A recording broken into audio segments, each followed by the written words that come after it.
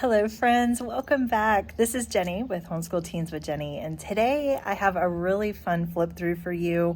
We are embarking on American literature next year with my upcoming 11th grader, and he was really ready, to be quite honest with you, for college dual enrollment for English because he is writing on that level, and the curriculum that I had been using over the past couple years just really wasn't as challenging for him as it needed to be.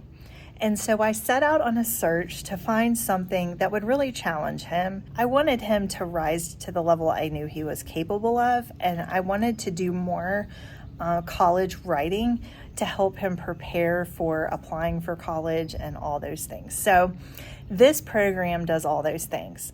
I am going to present to you today Sonlight 430, which is American literature for the high school level. They actually recommend it for 11th through 12th grades. And so I'm going to flip through all the books for you. I'm going to flip through the student guide and the teacher guide and kind of walk you through.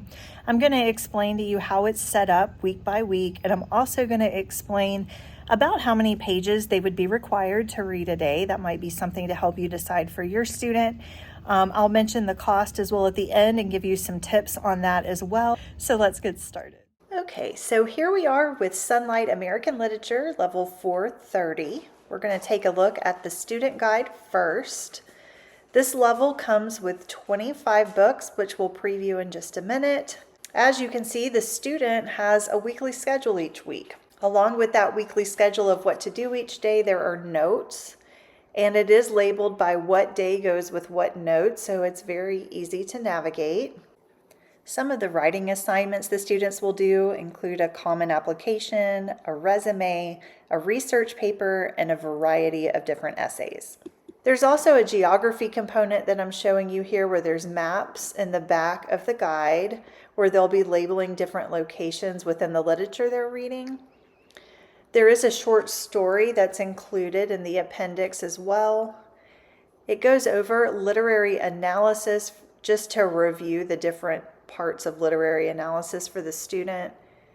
It also walks them through how to do a research paper. Here's the parent guide. And it looks very much like the student guide, where the student will have questions on the literature they're reading or be asked to perhaps define vocabulary. The parent guide will give the answers to those. So even if the parent is not reading the literature alongside the student, you still have the answers that you can still have good conversation to review together at the end of their assignment. The parent guide will look very similar to the student guide. For Sonlight American Literature, personally, I would consider this an honors course if it's used to the fullest, just by the sheer number of books that are scheduled in. You do not have to use all the selections, and you don't have to use all the assignments. Remember, this is a resource for you, and you're the teacher, so you get to decide as the parent what your student does or does not do. So don't be too overwhelmed by the long list of books.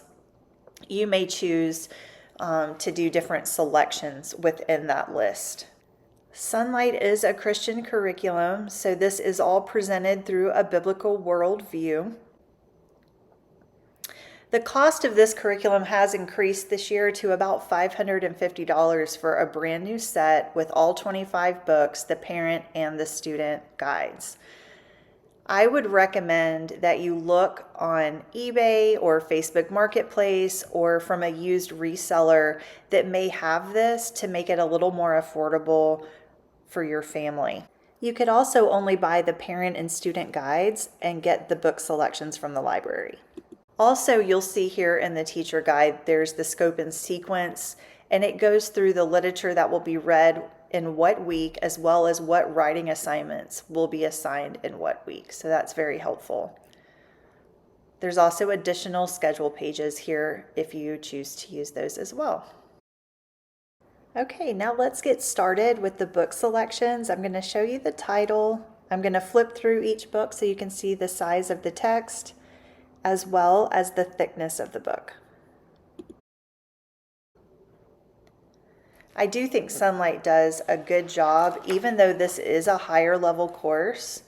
It has a little bit of a heftier load because of that, but they do a great job of breaking down the assignments into bite-sized pieces. And again, if it's too much, you can definitely scale it down for your student and however you wish to do so.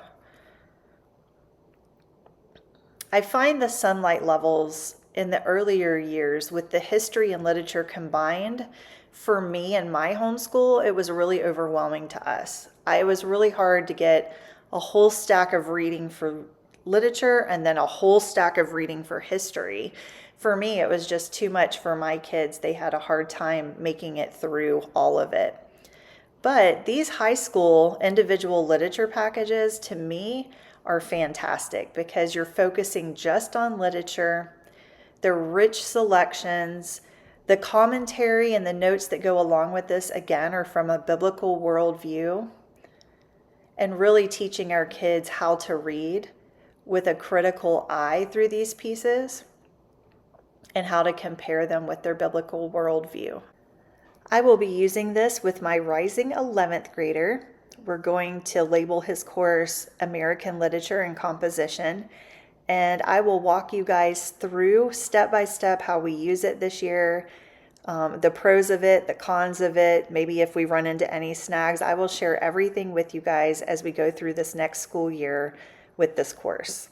There have not been any YouTube videos that I can find on this course whatsoever, so please in the comments below let me know if you've used this and what your thoughts are on it. So thanks for sticking with me and clicking on this video today. We'd love to have you as a part of the channel. Please like, subscribe, share with your friends, and we'll see you in the next one.